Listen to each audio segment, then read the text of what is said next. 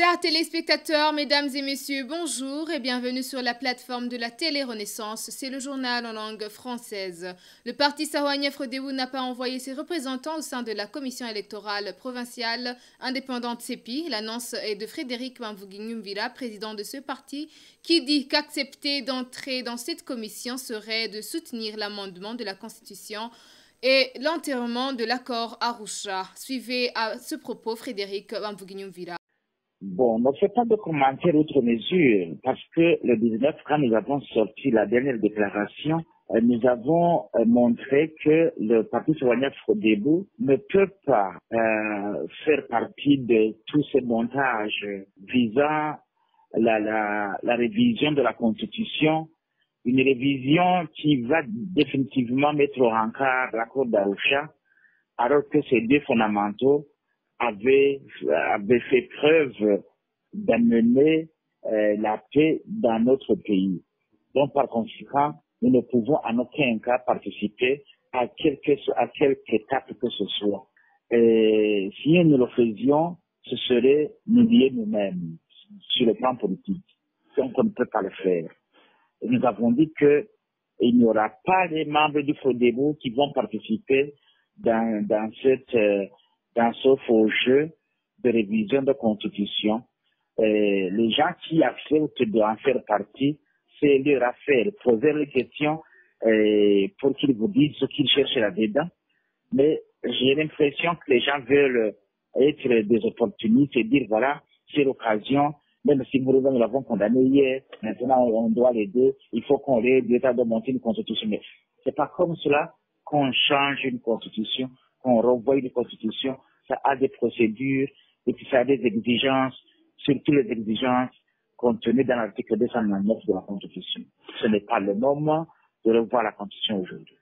Et qu'est-ce que vous conseillerez justement à ces gens-là qui entrent dans ce jeu? En fait, d'abord, celui-ci, on doit conseiller. Je crois que quand même, Rouda devrait comprendre qu'il est en train de ruiner pratiquement l'avenir de notre pays. Il a assez pillé. Il faut qu'il puisse en jouir et laisser les Burundais se diriger autrement. Et sinon, le peuple burundais condamné finalement à disparaître parce que il ne veut pas libérer le peuple burundais. Et l'unique problème que nous avons, c'est la mauvaise gouvernance, c'est le mauvais leadership. Parce que les gens devraient se préoccuper de l'avenir du peuple burundais. L'Observatoire de lutte contre la corruption et les malversations économiques, LUCOM en sigle, se dit préoccupé par l'attribution des marchés de l'exploitation des sites miniers du Burundi. Le président de l'LUCOM, Gabriel Rufyiri, indique que normalement ces marchés devraient être attribués conformément à la Convention de Lusaka de la Conférence internationale sur la région des Grands Lacs CIRGL qui réglemente l'exploitation des minéraux dans la région ainsi que des autres conventions ratifiées dans ce domaine. On l'écoute. L'OLICOM a toujours parlé de ces dossiers, vous le savez, des dossiers miniers. Je ne comprends pas pourquoi il parle des blancs ou de qui que ce soit. Pour nous, aux yeux de l'OLICOM, ce n'est pas question, c'est la question de la transparence. Notre objectif, nous méritons à ce que ces dossiers miniers soient donnés en respectant les normes, d'abord, qui sont tracées par la loi organique des marchés publics. Deuxièmement, les normes qui sont tracées par la Convention des Nations Unies contre la corruption, mais aussi les normes qui sont tracées par la déclaration de Lusaka, de la CIRGL, mais en fait, la norme qui est tracée par la norme ITIE, la norme des industries extractives. Et en dehors de ces conventions et textes que je viens de citer, il n'y a aucune autre possibilité de donner de la richesse nationale à des individus qui ne suivent pas des procédures qui sont tracées par ces textes que je viens de nommer. Au cas contraire, le LUCOM espère que la loi qui réprime les crimes économiques, qui est dans son processus d'adoption, pourra intervenir et traduire en justice les auteurs des crimes économiques. Gabriel Rufsiri se réjouit que le crime économique est maintenant considéré comme un crime qui peut être jugé comme d'autres crimes. Encore une fois, suivez. L'ORICOM a tout fait pour qu'il y ait justement cette option de voir au niveau international qu'il pouvait y avoir des mécanismes en fait de traduire en justice tous les corrompus de la République. C'est pour cette raison que donc dans le cadre de la Convention des Nations Unies contre la corruption, par ailleurs la dernière réunion, la 7e session à laquelle l'ORICOM a participé a invoqué cette question de création d'une juridiction internationale qui jugera les corrompus, parce qu'aujourd'hui les crimes économiques n'étaient pas considérés comme des crimes qui devraient être considérés comme des crimes internationaux. Maintenant, ça a été prouvé qu'en plus des crimes d'Ossa, des crimes de génocide et des crimes contre l'humanité, donc les crimes économiques se trouvent justement parmi ces crimes qui causent des dégâts dans le monde. Donc nous pensons que les criminels en matière économique ne peuvent pas croiser les bras en pensant que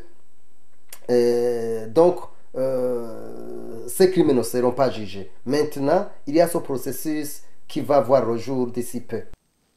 Et enfin, pour clore ce journal, page sport, 2 équipes de football des Burundais en exil ont joué en match amical ce dimanche dans le but de créer un cadre d'échange et de solidarité entre les compatriotes burundais. Les 2 équipes portent les noms de Buyenzi et Bwiza, bien qu'elles comptent pas mal des Rwandais qui se sont joints à ces équipes. Les leaders des équipes parlent d'une fraternisation autour du jeu de football comme moyen de rassembler les Burundais vivant dans les quartiers de Kigali, comme nous le rapporte Rodrigue Ndikungami à travers son reportage sur le terrain de Nyamirambo. L'équipe à maillot rouge, c'est l'équipe Buyenzi, et l'équipe à maillot bleu, c'est l'équipe Bwiza. Ce dimanche, les 2 équipes composées de Burundais exilés au Rwanda se sont croisées le fer pour la finale. Les premières minutes, les 2 équipes ont montré un jeu exceptionnel par leur technique. À la 10e minute de la rencontre d'IG, l'équipe de Bwiza a marqué le premier but dans une faute qui a été commise juste après la surface de l'équipe de Buyenzi. L'équipe de Buyenzi, après 20 minutes de jeu, a égalisé. La première partie a été terminée par un score de 2-2. La deuxième partie d'IG, les 2 équipes ont retourné dans le terrain avec un esprit de gagner, mais en vain, car le match a été terminé par un score de 2-2. Avec ce score de parité, c'est l'étape de tir au but qui a été adoptée pour départager les 2 équipes. L'équipe de Buyenzi a réussi 5 tirs, tandis que l'équipe de Bwiza a marqué seulement 4 tirs. Donc la coupe a été remportée par l'équipe de Buyenzi. Emile Nibasumba, secrétaire général d'Oase Soka Team, nous parle de l'objectif de cette rencontre.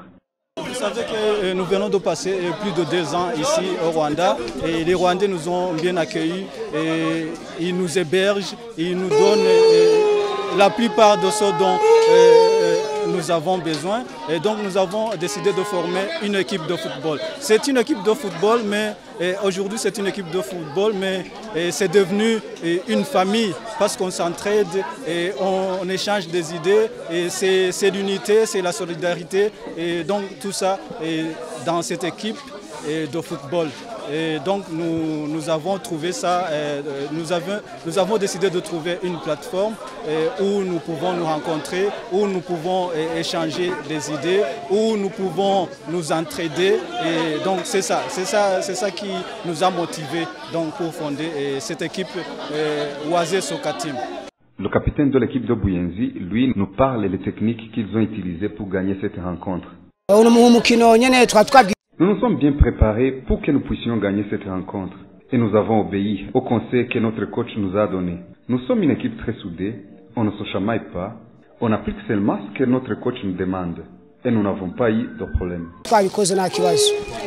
L'association Oasis Soccer Team est une association de Burundais exilés au Rwanda et exerce leurs travaux dans les jeux de football. La finale entre Buyenzi et Bwiza a eu lieu sur le terrain du Centre culturel islamique à Nyamirambo. C'est ici que s'achève notre journal. Merci de nous avoir suivis. À la prochaine édition.